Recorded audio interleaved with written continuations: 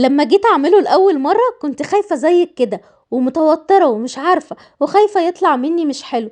لكن النتيجه ابهرت كل اللي موجودين والطعم طلع حكايه. تعالي معايا شوفي النهارده هنعمل اكل ايه. هنعمل اكله من العيار التقيل اللي ما ينفعش نعملها غير لما نبقى متمكنين منها قوي قوي قوي كمان. هنسمي الله ونصلي على الرسول عليه افضل الصلاه والسلام. وحطي اللايك بتاعك. عملت حوالي ربع كيلو من البصل، يعني 3 حبايات من البصل، قشرتهم وغسلتهم كويس جدا وضربتهم في الكبة. حطيت شوية زيت في الحلة ونزلت بالبصل بعد ما فرمته مش ناعم قوي.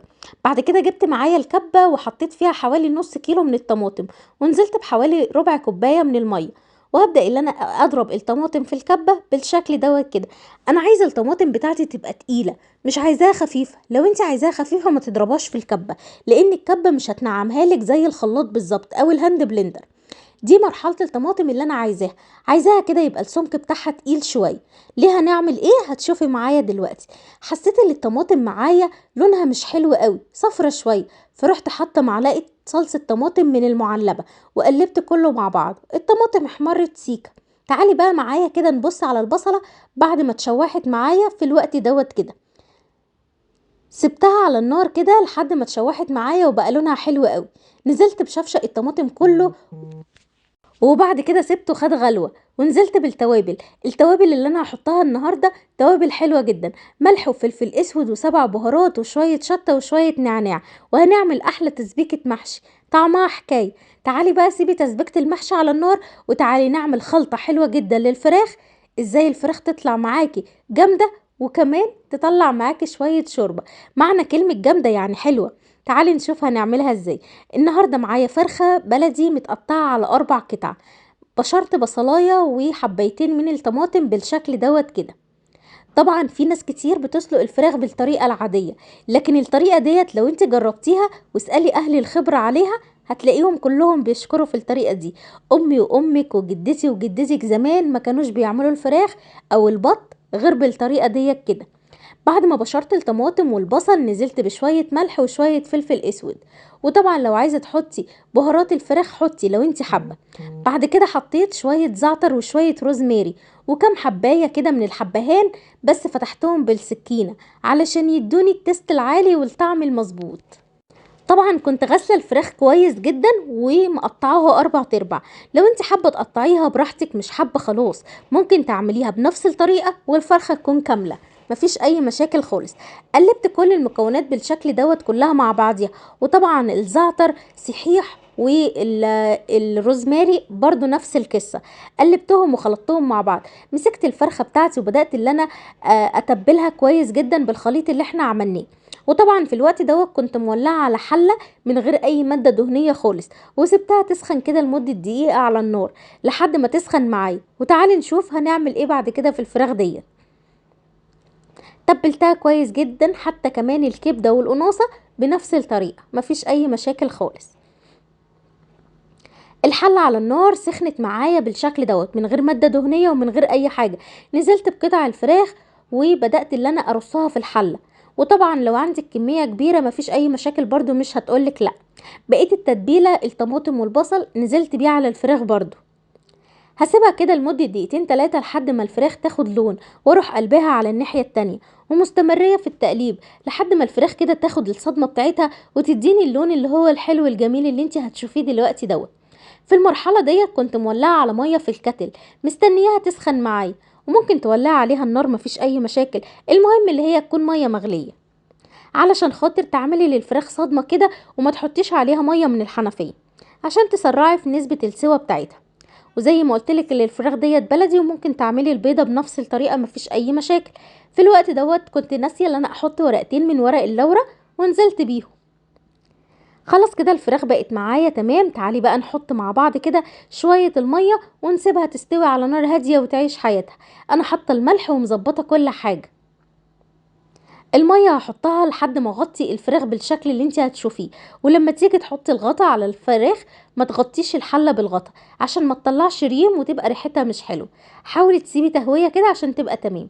في الوقت دوت الصلصه كانت اتسبكت معايا ونزلت بحوالي كده شويه من الرز الحلوين المغسول طبعا. هقلب كله مع بعض. طبعا في ناس بتحب كتير تصفي الطماطم، انا واحده منكم، بس المره دي اتعمدت ان انا ما اصفيش الطماطم عشان كده كده مش هتبان، بس الطريقه هتبقى حلوه معاكي في النهايه. جربيها على ضمانتي. هنا الخضره اللي معايا عباره عن شبت وكزبره وبقدونس، غسلتهم كويس جدا وضربتهم في الكبه عشان يكونوا ناعمين معايا قوي. ممكن تقطعيهم بالسكينه، مفيش اي مشاكل.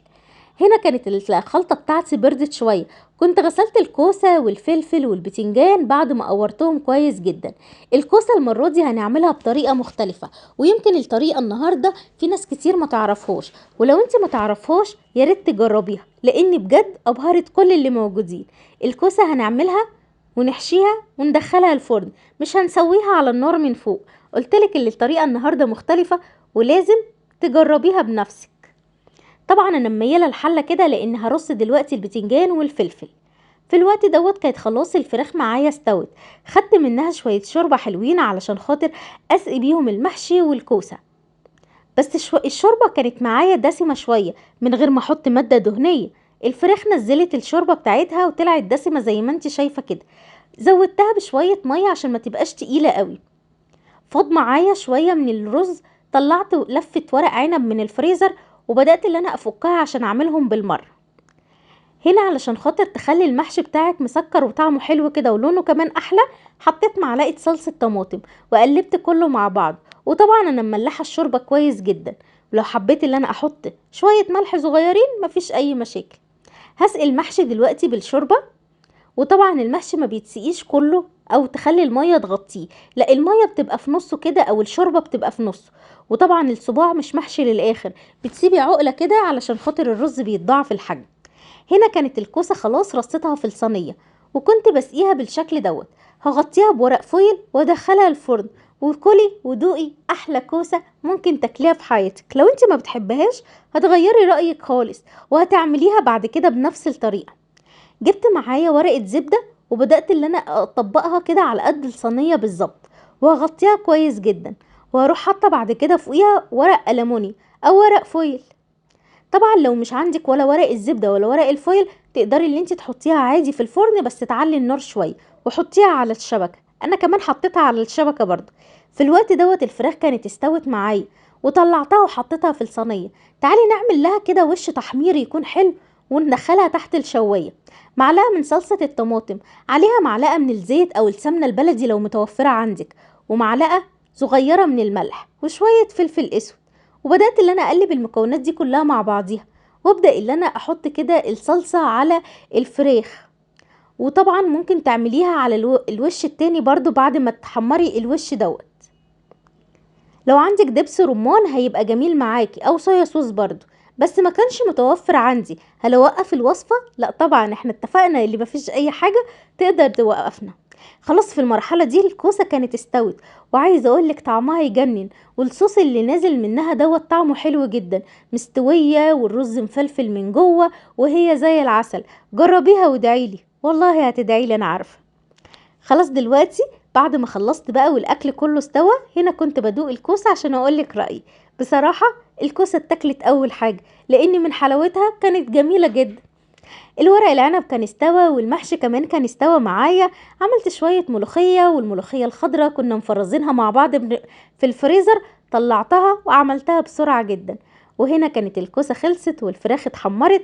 وبحبكم في الله، ما تنسيش تكتبيلي بتتفرجي عليا منين، وسلام عليكم.